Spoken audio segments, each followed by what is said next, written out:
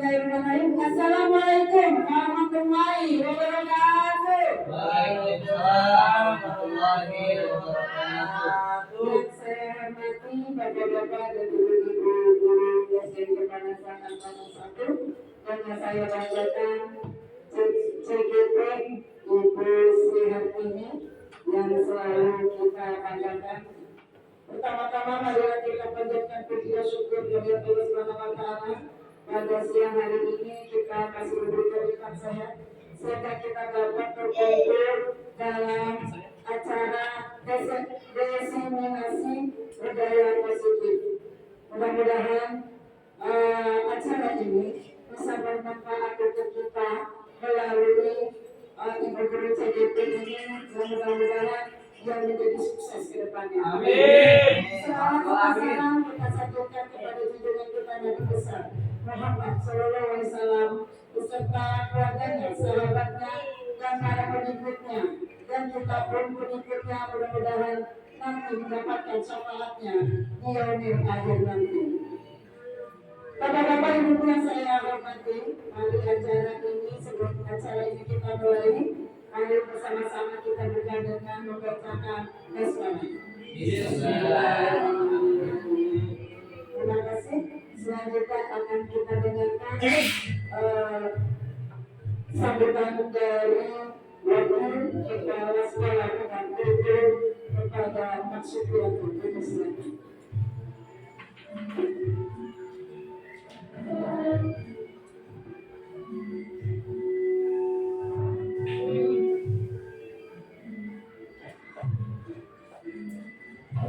Yang saya hormati Bapak Ibu Guru SD Gunung Selatan 1. Assalamualaikum warahmatullahi wabarakatuh. Waalaikumsalam warahmatullahi wabarakatuh. Alhamdulillah.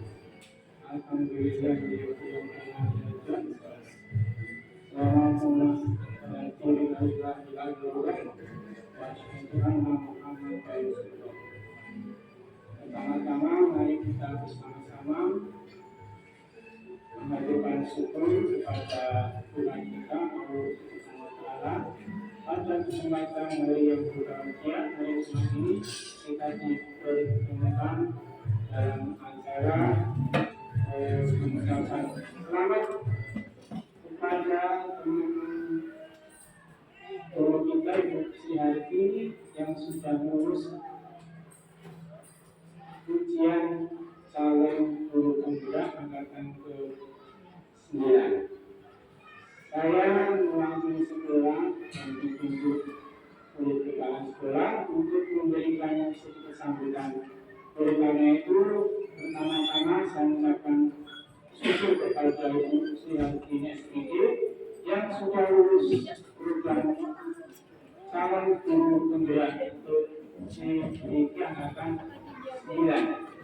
Mudah-mudahan acara kursi ke depan untuk mengikuti pengantaran atau Zoom atau segala macam, insya Allah selama 9 bulan ya berjalan dengan lancar. Ibu Sri bisa menyerap ilmu dari para mentor, kemudian ilmunya ditularkan kepada kita semua akan Ejen Gunung Selatan 1. Dan saya bersama sekolah mengucapkan terima kasih kepada Ibu Sri Hartini yang sudah membawa nama baik sekolah kita. Dan tentunya mudah-mudahan bisa dimulai, bisa memotivasi pada para yang masih muda. Kalau yang sudah tua, insya Allah nggak susah ya. Aslinya ya nggak bisa diaktif sebenarnya mudah-mudahan sekali lagi tidak ada kata yang bisa saya sampaikan atas nama pribadi atas nama Jimat Kata 1 saya ulangi selamat kepada Presiden itu bukan Presiden ini. Sekian sambutan saya sebagai manusia biasa. Lalu ada tutur kata saya, materi saya dalam menyambutkan ada kurang berkenan di hati Bapak Ibu. Saya sebagai manusia di jalan kata, yang ada bagian yang kata, maka saya ucapkan hati sudah. Yang Bapak-Bapak mau silakan hari ini.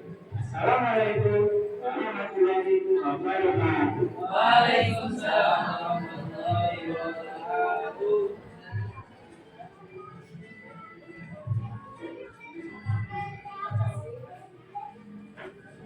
Terima kasih atas sambutannya.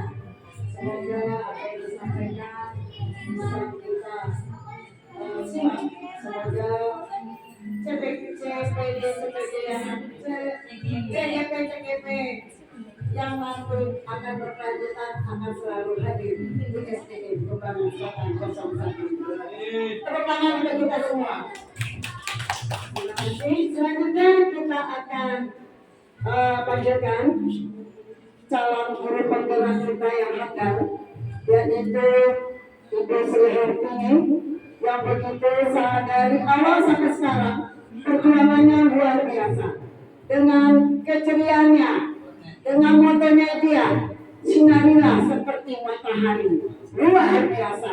Untuk Bu Sri Hartini kita dengarkan presentasi apa yang akan disampaikan. Untuk itu kepada Bu Sri dipersilakan.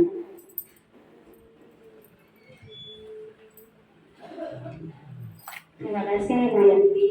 Assalamualaikum warahmatullahi wabarakatuh. Waalaikumsalam warahmatullahi wabarakatuh. Alhamdulillah wa syukurillah. Alhamdulillah la haula wala quwwata illa billah. Yang saya hormati Bapak Ibu Wakil Kepala Sekolah, Bapak Ibu Guru SDN Kembangan Selatan 01. Alhamdulillah kita ada ibu ini Kepala Sekolah SDN Kembangan Selatan 01. Pertama-tama saya mengucapkan alhamdulillah, puji syukur kehadiran Allah, di mana kita bisa berkumpul di sini. Maaf saya mengganggu waktu istirahat Bapak Ibu. Di sini saya akan mendefinisikan apa yang sudah saya pelajari di program pendidikan calon guru penggerak, yaitu diseminasi budaya positif.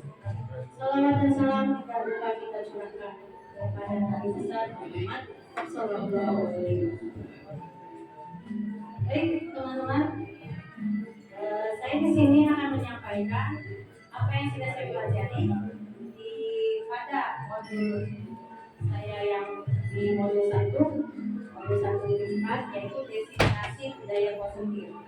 Di sini saya harus mendestinasikan kepada teman-teman di sekolah apa yang sudah saya pelajari, yaitu mengenai budaya positif. Di sini pertama ada konsep inti budaya positif. Ada 6 konsep yang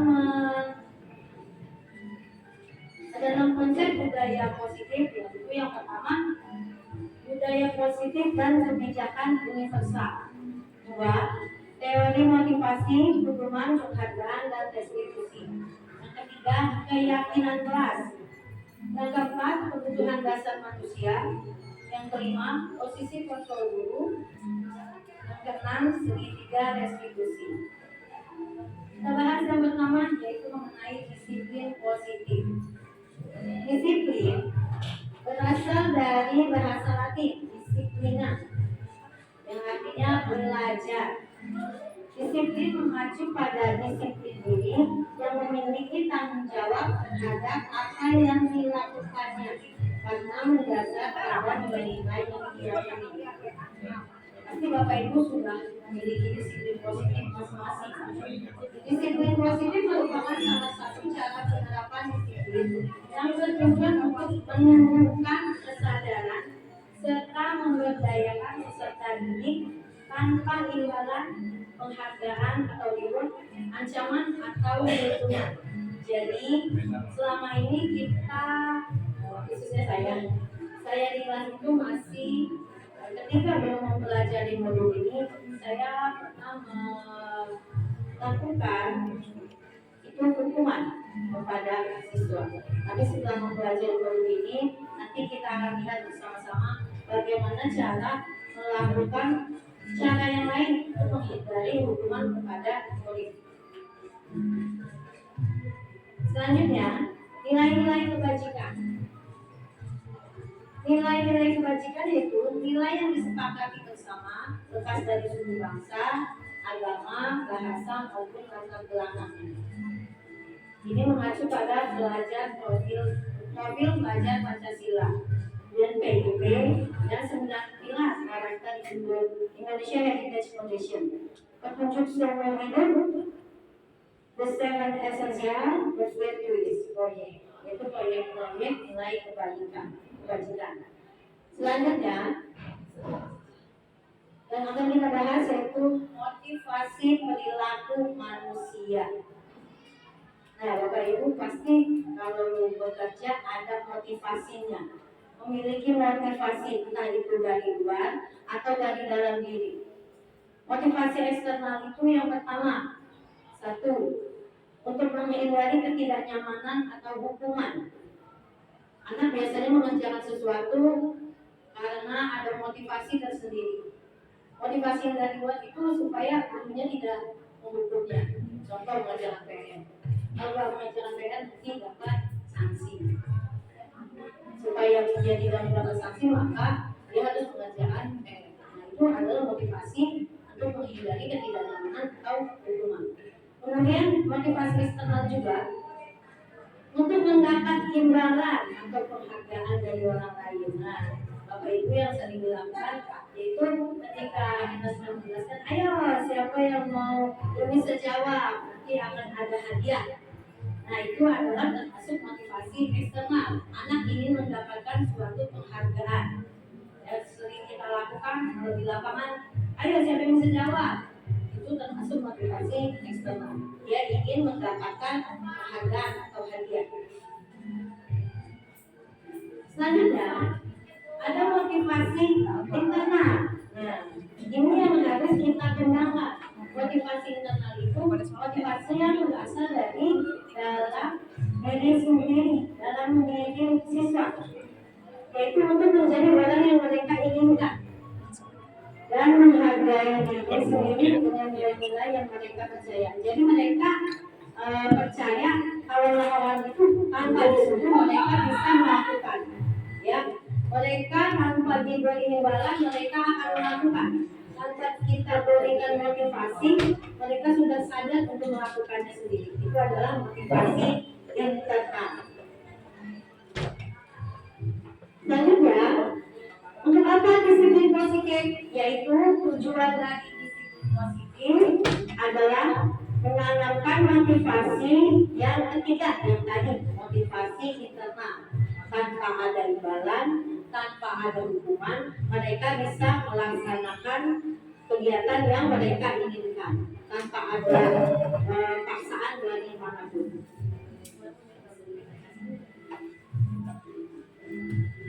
Oke, ketika kita sudah memiliki motivasi tersebut, mereka telah memiliki motivasi intrinsik yang berdampak jangka panjang. Mereka bisa memiliki motivasi itu supaya mereka bisa ke depannya tanpa terpengaruh adanya dari manapun, ya, adanya paksaan atau hukuman, ancaman dari manapun. Mereka tidak perlukan itu. Mereka dengan sadar melakukan sendiri apa yang mereka inginkan. Selanjutnya,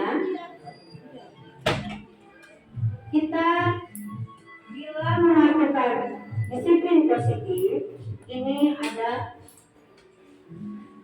lagi hukuman, konsekuensi, dan restitusi. Ini ketiga materi ini berhubungan dengan untuk menciptakan budaya positif di lingkungan sekolah kita. Nah, ini sangat membantu kita untuk menghindari, mulai dari sekarang kita bisa menghindari hukuman Bagaimana caranya? Ayo kita lihat. Hukuman konsekuensi dan restitusi, yaitu tindakan terhadap suatu pelanggaran pada hukumnya berbentuk hukuman atau konsekuensi. Restitusi adalah proses menciptakan kondisi bagi murid untuk memperbaiki kesalahan mereka, sehingga mereka bisa kembali pada kelompok mereka dengan karakter yang lebih kuat. Ini menurut dosen tahun 2004. Ayo kita lihat apa bedanya hukuman, konsekuensi, dan restitusi.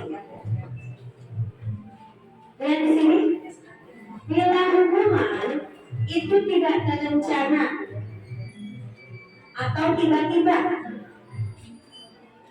murid tidak tahu apa yang akan terjadi, dan ini hanya bersifat satu arah. Hukuman bisa berupa fisik dan juga psikis. Restitusi ini terencana atau disepakati sesuai aturan murid, sesuai dengan aturan yang kita sudah lakukan. Bila ingin melakukan sebuah restitusi, maka kita harus mempunyai keyakinan kelas. Siapa Bapak Ibu yang sudah punya keyakinan kelas? Saya yakin kelasnya. Ada keyakinan kelasnya. Keyakinannya di bidang Peraturan kelasnya sudah buat belum? Sudah buat belum? Sudah buat peraturan kelas belum? Sudah. Alhamdulillah. Kalau sudah, berarti gitu, Bu. ya. Bila kita sudah punya keyakinan kelas, maka kita pajang. Supaya apa? Supaya anak tahu, ingat bila mereka melanggar keyakinan kelas yang sudah disepakati. Ya, Bapak Ibu. Kemudian kita lanjut lagi. Bila restitusi, sikap guru harus selalu memonitor murid. Artinya segala tindakan sekecil apapun kita harus perhatikan. Bila aduan dari murid, kita jangan biarkan. Tapi kita tanggapi walaupun aduannya itu hanya sepele. Karena dari aduan yang kecil-kecil nanti bisa menjadi sebuah menjadi masalah yang besar. Kemudian kita bila saja punya keyakinan kelas, maka kita bisa melakukan bentuk apa? Nah, kita masuk ke restitusi. Bila kita sudah punya keyakinan kelas, kita bisa melakukan restitusi. Bedanya restitusi dengan hukuman dan konsekuensi yaitu restitusi menciptakan kondisi bagi murid untuk memperbaiki kesalahan. Berarti kita tidak melakukan hukuman. Yang kemarin saya lakukan sebelum saya ikut CGP, bila ada murid tidak membawa buku, saya minta lari lapangan. Tapi setelah mengikuti CGP, ini saya tahu bila ada bentuk lain selain hukuman untuk menyadarkan siswanya itu menjadi sadar, jadi tidak melakukan pelanggaran lagi, yaitu dengan menggunakan restitusi. Bagaimana langkahnya? Yaitu satu, kita membuat keyakinan kelas. Membuat keyakinan kelas, setelah itu barulah kita bisa melakukan restitusi. Ayo Bapak Ibu, nih saya punya kuis. Nah, itu motivasi. Nih, saya ada kuis. Yang pertama, situasinya lari mengelilingi lapangan basket 2 kali karena terlambat hadir di sekolah. 2. Menggantikan kertas tugas teman yang telah dicoret-coret. Menurut ibu-ibu, yang mana yang hukuman, yang mana konsekuensi? Menggantikan kertas tugas teman yang telah dicoret. Itu apa? Itu konsekuensi. Oh, biasakan penunjuk tangan. Saya, ya. Bu Diana. Lari? Hukuman. Konsekuensi ono. Mematikan dengan tas juga. Oke, iya. Hukuman yang ini, yang lari mengelilingi lapangan basket bola. Tepuk tangan untuk dia. Ya. Nah, mulai sekarang jangan seperti saya yang waktu dulu. Mulai sekarang kita jangan melakukan hukuman, tapi dengan menggunakan restitusi. Apa itu restitusi?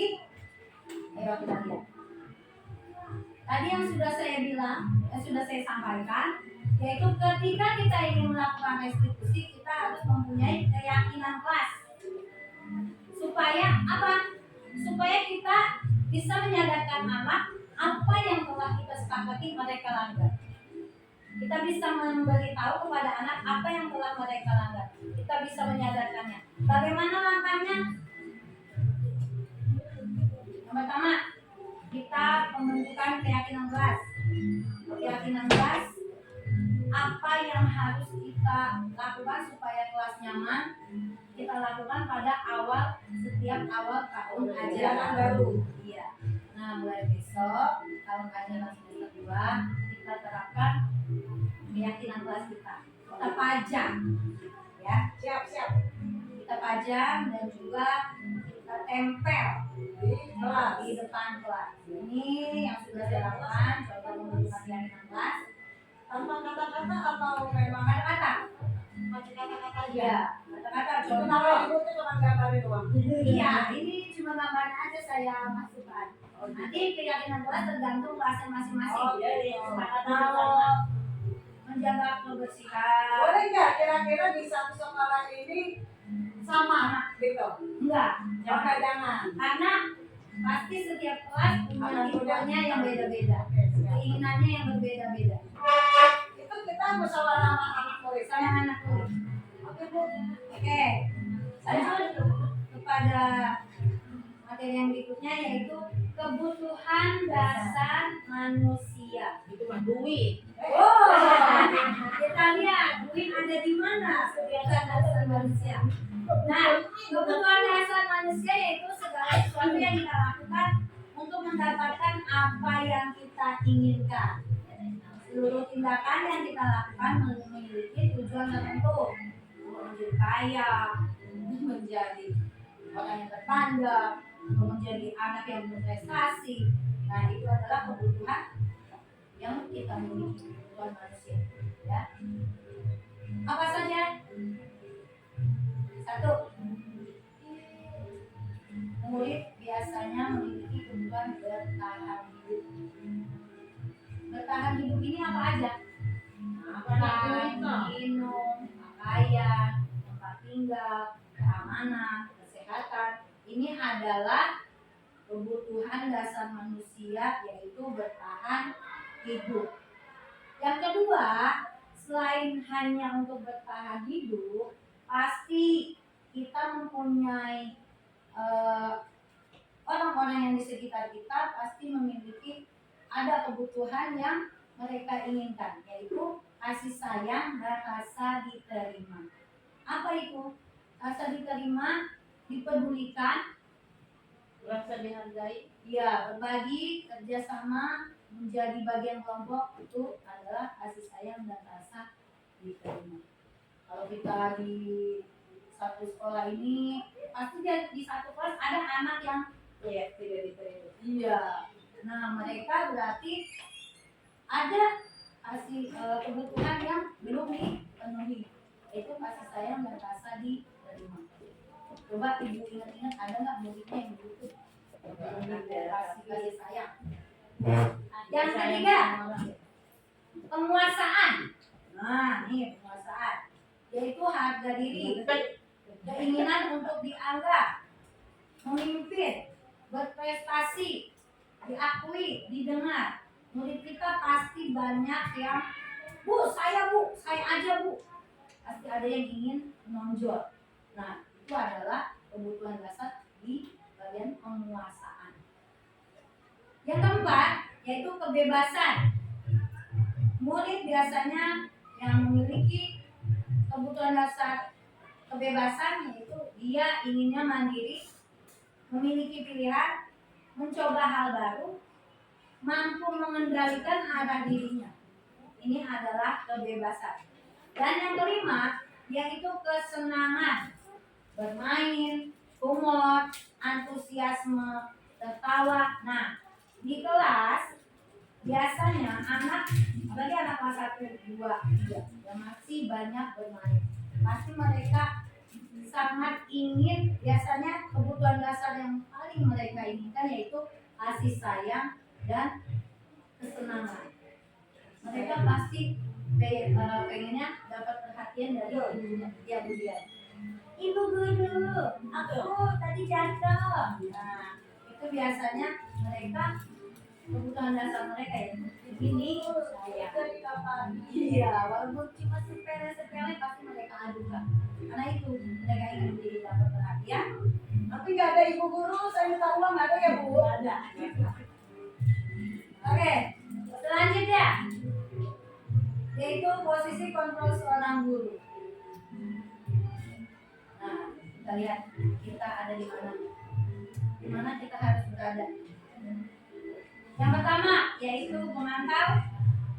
Kedua, membuat rasa bersalah. Ketiga, menghukum. Keempat, teman.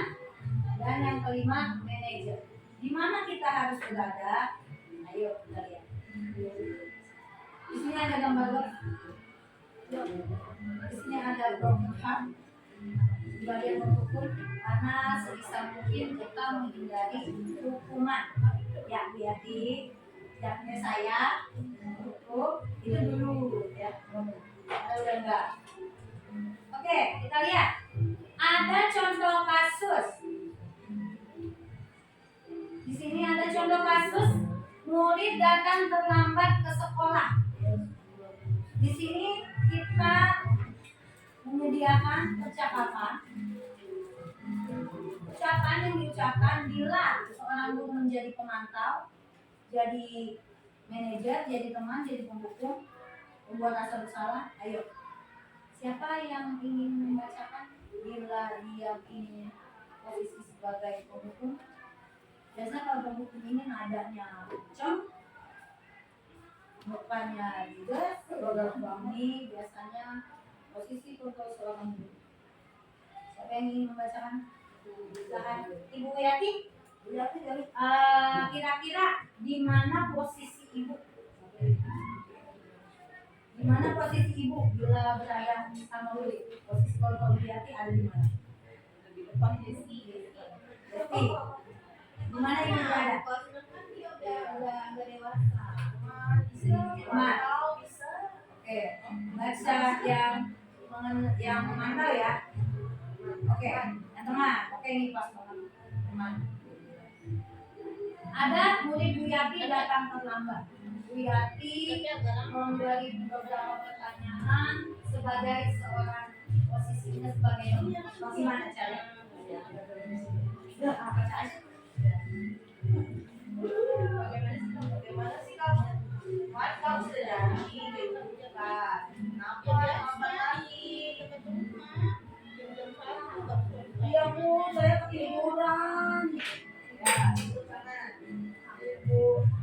Oke, itu adalah contoh bila posisi guru sebagai teman. Nah, Bu Nurul, biasanya Bu Nurul itu rajin memantau. Coba Bu Nurul sebagai pemantau, bagaimana kalimat? Ini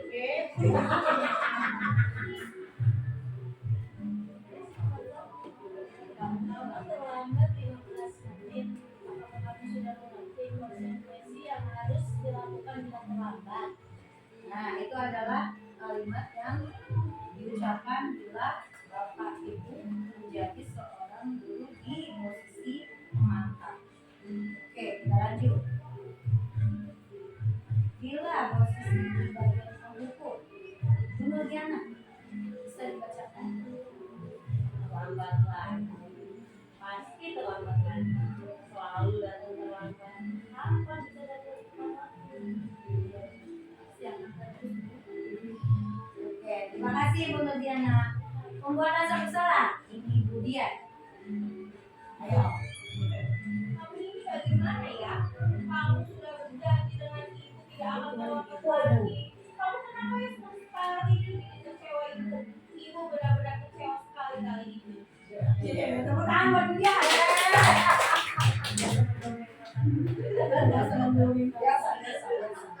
Nah, dari yang kelima ini, keempat ini kita usahakan kita hindari ya ibu-ibu mulai sekarang kita jangan berada di posisi hukum, membuat rasa bersalah, kemudian posisi teman dan juga pemantau. Nggak bisa Bu anak sekarang kalau kita itu. Kalau bisa, nah bagaimana supaya kita bisa mengubahnya? Yuk kita lihat. Ya nggak bisa Bu Ayo, kalau oke. rambut anak sekarang makanannya ekstrim. Oke, nah bagaimana kalau misalnya kita bagaimana caranya supaya berhenti? Nggak bisa. Anak sekarang itu ini bandel-bandel. Makanannya juga yang instan. Pasti maunya yang instan. Nah, ayo kita belajar sama-sama. Mulai sekarang kita posisikan diri kita sebagai manajer. Gimana caranya? Kalau di posisi manajer, kita tadi sudah punya keyakinan kelas. Buat keyakinan kelas kita, Bu Yani kan pasti di BK pasti sudah tahu tata cara bagaimana menangani anak yang bermasalah. Ya. Nah, ternyata yang dilakukan oleh Bu Yani ini ada di sini tahapan. Ya. Yang pertama, nggak mungkin kita bila anak bermasalah buat onar kita langsung panggil, langsung kita omelin, pasti enggak. Kita buat tenang dulu. Nah, di bagian tenang dulu itu namanya kita menstabilkan identitas. Ya, iya. Jadi anak kita buat tenang dulu seperti yang dilakukan Bianti di sebelumnya itu kan pertama jangan langsung diomelin dulu. Apa ini enggak? Tapi diminta untuk diam dulu di ruang kemudian mereka. Itu namanya menstabilkan identitas. Nah, bila kita mendapat murid kita bermasalah, nah kita pertama diamkan dulu anaknya. Diamkan buat mereka itu stabil. Mendinginkan situasi. Setelah itu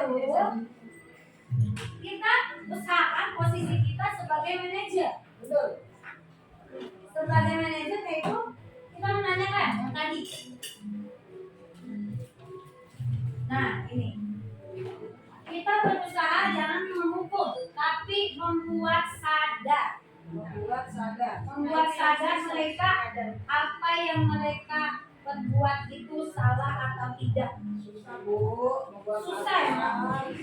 Ibu cobain aja deh. Kemarin saya ada contoh. Saya juga ada contoh Bu, kalau Ibu mau tahu. Nah, bagaimana caranya? Satu, Saya senang Ibu pelajaran begini Bu. bila kita punya keyakinan kelas, satu, kita bisa berpatokan pada keyakinan kelas kita. Apa yang sudah mereka lakukan. Kita minta mereka untuk memikirkan apa salahnya. Yang dibaca tadi ya. Iya, keyakinan. Kamu kira-kira salahnya apa tuh di dalam baca Iya. masuk kemana gitu? Iya, benar. Kita buat mereka tahu di mana mereka berbuat salah. Kemudian setelah kita buat mereka tahu di mana salahnya, kita buat mereka mencari ide sendiri bagaimana cara menyelesaikannya. Tapi dengan bimbingan kita. Contoh, kemarin murid saya itu ada yang mengejek temannya. Kita. Saya itu Bu. Nah, itu kan mengejek temannya. Nah, ketika mengejek, saya panggil anaknya dia. Jangan langsung dipanggil, tapi ketika sudah pulang semua siswa, dipanggil anak yang mengejek. Ketika kita panggil mereka tahu Apa salahnya? Nah, kita sambungkan dengan keyakinan kelas kita. Apa yang sudah kamu langgar? Ternyata dia tahu saya tidak menghargai orang lain. Makanya itu sangat penting, keyakinan kelas kita. Itu sangat penting buat guru-guru sebagai posisi sebagai manajer. Ya, Bapak Ibu, mulai sekarang kita posisinya di manajer. Jangan nih sebagai penghukum seperti saya dulu. Saya nggak pernah. Iya, saya dulu. Nah, ketika kita sudah memberitahu kepada anak di mana dia salah, keyakinan kelas apa yang mereka langgar, kita minta mereka melakukan perbaikan. Apa yang mereka bisa perbaiki? Apa yang harus mereka lakukan? Itu adalah kita membuat mereka memiliki ide sendiri untuk menyelesaikan masalah mereka. Kemarin murid saya ada, dia mau mengatain temannya hitam, kemudian dia punya inisiatif sendiri. Dia sudah tahu melanggar keyakinan kelas, yaitu tidak menghormati orang lain. Dia punya ide sendiri, ya udah Bu, saya nanti minta maaf kepada temannya, ya pada pihak. Nah itu, jadi kita tidak melakukan hukuman, tidak juga memberikan dalam fisik, tapi kita membuat sadar anak itu, dan itu berdampak pada jangka waktu yang panjang. Kadang anak yang sudah tahu hukumannya, bila kita memberikan hukuman, saya sudah tahu doang, paling cuma suruh lari. Waktu sebelum belajar ini, ketika saya mengajar di kelas 4, itu ada beberapa anak yang sudah kebal sama hukuman. Malah mereka menanya berapa kali itu kelilinnya. Sudah hafal dia. Jadi hukuman itu tidak memiliki efek jerah. Yang kita inginkan yaitu membuat sadar. Nah ini yang tadi saya bilang. Tapi tidak usah saya. Oh ini tidak bisa. Saya itu. Ini saya kemarin ada penerapan segitiga resolusi. Saya. Ini siapa? Ini Saya sendiri. Ini video kebetulan diambilnya. Oh ini PPT ini tidak bisa ditayangkan. Saya butuh PDF. Oke. Jadi Bapak Ibu, Ibu-ibu, kalau bisa kita sekarang memposisikan diri sebagai manajer, tidak sebagai penghukum atau pemantau. Baik Ibu-ibu, ini sekian dari saya. Penutup. Dalam penerapan program disiplin positif, hendaknya guru memiliki standar kepribadian. Jangan cepat marah, jangan cepat emosi, profesional dan sosial yang baik, di mana guru mampu merefleksi diri sendiri atau amun atau sebagai manajer dirinya sendiri yang menuntun murid-muridnya menjadi insan yang mandiri, merdeka, dan bertanggung jawab. Dulu dari saya, apa saya buka sesi tanya jawab. Silakan ibu-ibu yang mau bertanya. Ya, masih. Iya. Ibu, itulah penjelasan dari calon guru penggerak kita, Ibu Srihartini, yang begitu sudah luas sekali makna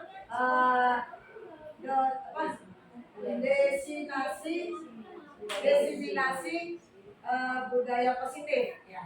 Semoga apa yang disampaikan oleh Ibu Srihartini bisa bermanfaat untuk kita semua. Mungkin ada yang mau bertanya, dibuka terbitnya 2 orang. Siapa? Ibu Suryani mungkin mau bertanya. Oh, mau pensiun jangan. Ibu, saya kali mau tanya Oh iya, silakan dia. sewaktu guru kesiswaan saya ini berperan kepada siswa. Ya kan? Namanya siswa SD itu sekolah dasar itu permasalahannya ada saja. Dan memang setiap apa yang kita kerjakan, yang kita perbaiki, yang kita ingatkan, itu kadang-kadang dianggapnya sepele. Itu sering kita lihat dan kita lakukan. Yang dampaknya itu akhirnya membuat siswa-siswa yang lain tuh kadang-kadang ikut serta ingin tahu. Akhirnya berkelanjutanlah kejadian-kejadian.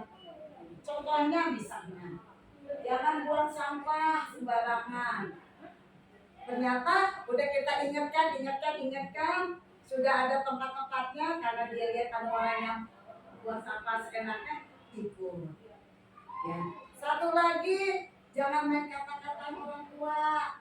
Itu yang sering tuh di kelas. Ternyata udah kita ingatkan setiap saat, itu terulang lagi, dan terulang setiap saat. Terus bagaimana selaku wali kelas atau guru yang menangani kesiswaan tidak melaksanakan kata kegiatan yang dibilang tadi harus harus istilahnya jadi apa tadi manajer, sedang itu kita sudah laksanakan.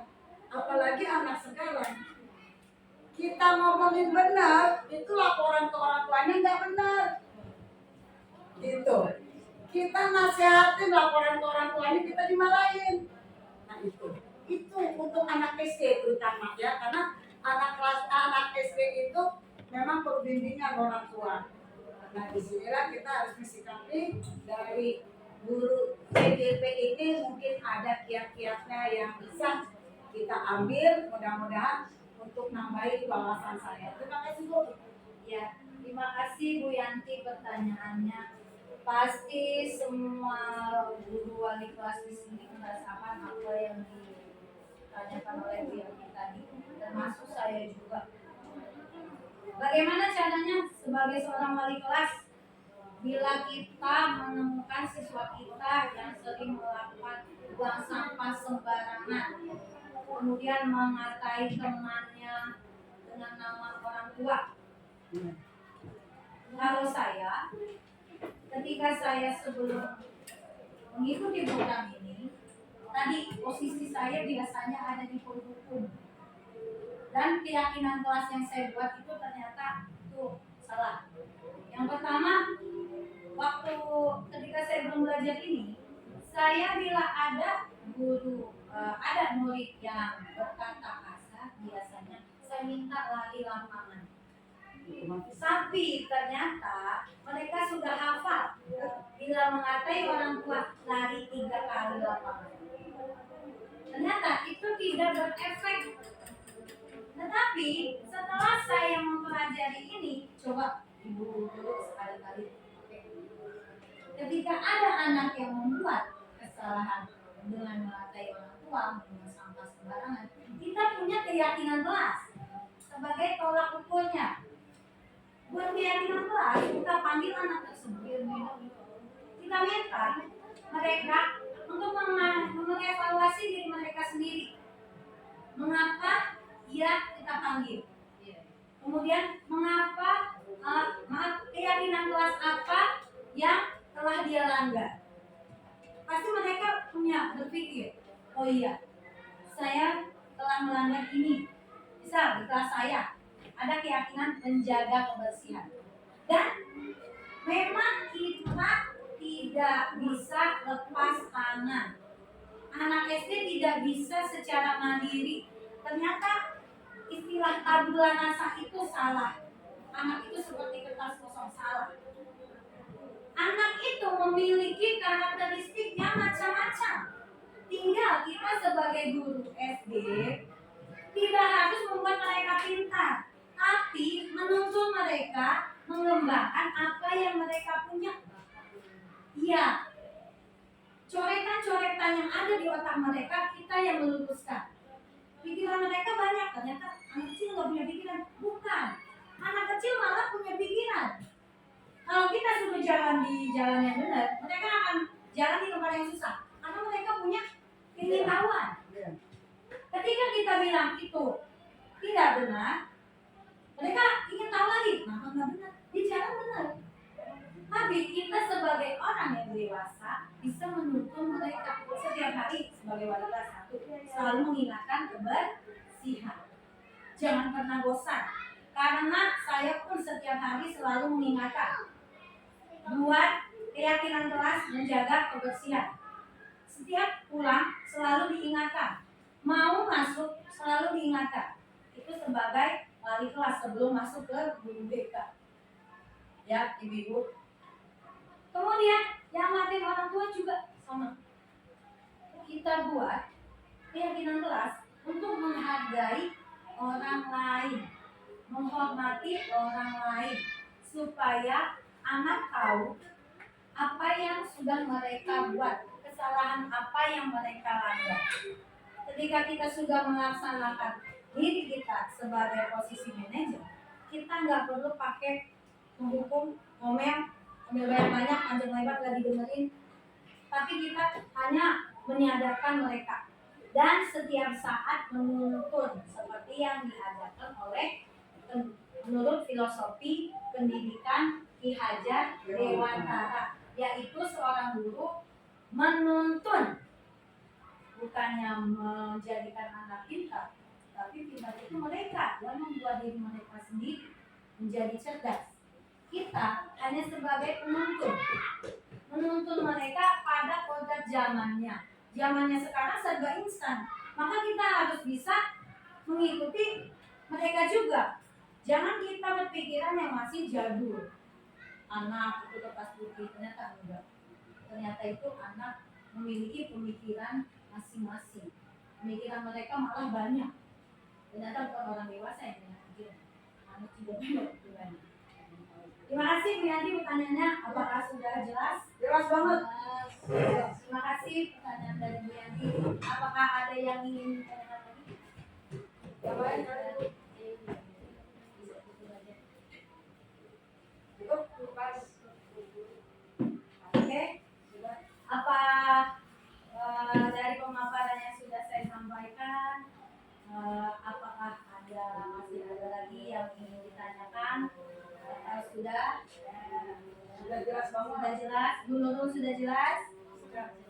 Bu Yati sudah jelas. Jelas. Oke, kita sama-sama sebagai saya di sini menyampaikan ilmu yang saya dapat. Semoga kita bisa mengimplementasikannya di kelas ya Bu Nurjana.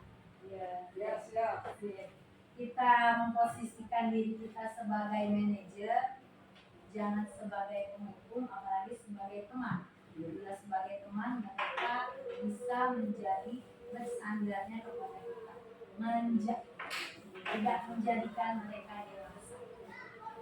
Ya, kemudian bila menjadi seorang penghukum, mereka pasti akan melakukan sebuah perlawanan. Dari anak kita tuh dendam. Iya, kalau kita di posisi penghukum, mereka akan dendam. Yang dia ingat ya itu. Iya, yang mereka ingat itu yang paling berkesan pasti, yaitu sesuatu yang paling ekstrim yang dulu lakukan. Kemudian bila kita menjadi seorang pemantau, pasti mereka membuat alibi, membuat alasan-alasan untuk menghindari pantauan kita. Maka sebaiknya kita berada di posisi sebagai manajer. Oke, terima kasih. Maaf mengganggu waktunya. Terima kasih atas waktunya sudah bersedia meluangkan waktu bersama saya untuk membahas budaya positif. Sekian dari saya, mohon maaf bila ada kata-kata yang kurang berkenan di hati ibu-ibu semua. Saya akhiri, billahi taufiq wal hidayah. Wassalamualaikum warahmatullahi wabarakatuh. Waalaikumsalam warahmatullahi wabarakatuh. Terima kasih Bapak-bapak, Ibu-ibu Ibu semua.